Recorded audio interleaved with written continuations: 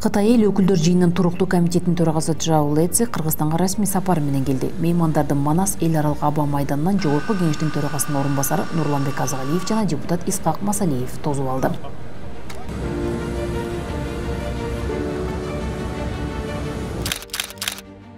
Расмий сапар Ата-Бейит мемориалдык комплексине гүл чамбар коюу менен башталып, үркүн жана репрессия курмандыктарына таазим көрсөтүлдү.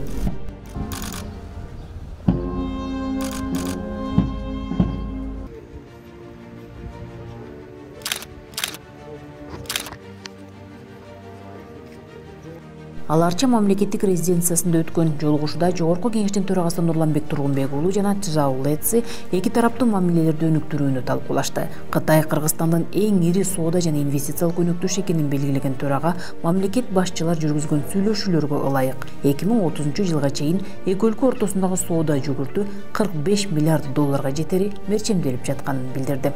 Төрага мырза, сиз менен Кыргыз-Кытай эки тараптуу кызматташтык жана парламенттер аралык өз ара аракеттенүүнү талкуулоо мүмкүнчүлүгүнө ээ болгонума абдан кубанычтамын. Кытайдын парламенттин төрагасынын Кыргызстанга жасаган биринчи сапары экенин эске алганда, сиздин бүгүнкү расмий сапарыңыз Кыргыз-Кытай кызматташтыгынын тарыхына өзгөчө мааниге ээ экенин белгилейм. 2025 жылдын февраль айында биздин өлкөлөрүбүздүн башчыларынын эки тараптуу сүйлөшүүлөрдүн жүрүшүндө Кыргызстан менен Кытайдын ортосундагы соода жүгүртүүнүн көлөмүн 2030 жылына чейин 45 миллиард акш долларынын деңгээлине көбөйтүү маселеси талкууланды. Кыргызстан Кытай менен бардык тармакта кызматташууга кызыктар. Өзгөчө темир жол, соода жана инвестиция жаатында өнөктөштүктү тереңдетүү маанилүү.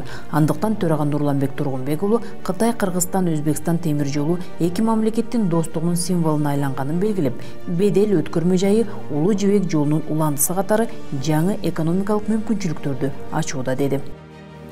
Эки тараптуу долбоорлор боюнча айта турган болсок, Кыргыз-Кытай кызматташтыгы көптөгөн маанилүү долбоорлорду камтыйт.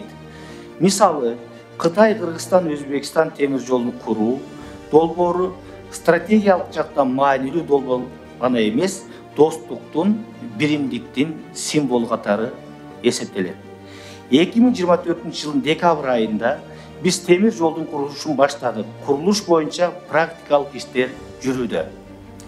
Азыркы учурда Кыргызстан, Кытай, Өзбекстан эл аралык темир жолунун бүткүл узундугу боюнча толук масштабдуу курулуш иштери расмий түрдө башталган. Өткөн жылдын сентябрь айында жаңы бедел өткөрмө пунктунун ачылыш аземи болуп өткөн.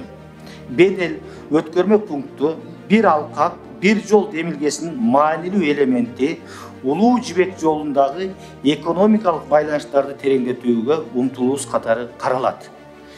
Бул жаңы транспорттук коридор Эркештам жана Тооругарт менен катар Кыргызстан менен Кытайдын ортосундагы 3-чү дарбаза болуп саналат. Мындан сырткары төрага Шанхай кызматташтык уюмунун алкагында парламенттер аралык кызматташтыкты бекемдөө менен тереңдетүүгө токтолду. Парламенттик дипломатия кызматташуунун натыйжалуу формаларынын бири болуп саналат. Парламенттер аралык байланыштар мамлекеттер аралык мамилелерди өнүктүрүүдө бекем көпүрө катары кызмат кылып келет. Сиздин Кыргыз Республикасына болгон биринчи расмий сапарыңыз Кыргыз-Кытай парламенттер аралык мамилелеринин мындан аркы өнүгүшүнө кубаттуу түрткү болот деп ишенем. Парламенттер аралык кызматташтыгыбыз ар түрдүү деңгээлдеги иш сапарлар аркылуу жылдан жылга чыңдалып жаткандыгы кубандырат. Ушул жылда Кытай Шанхай кызматташтык уюмуна төрөгалык кылат. Мен Кытай тараптын төрагалыгы ийгиликтүү аяктаганына ишенем. Андан кийин эстафета биздин өлкөгө өткөрүлүп берилет.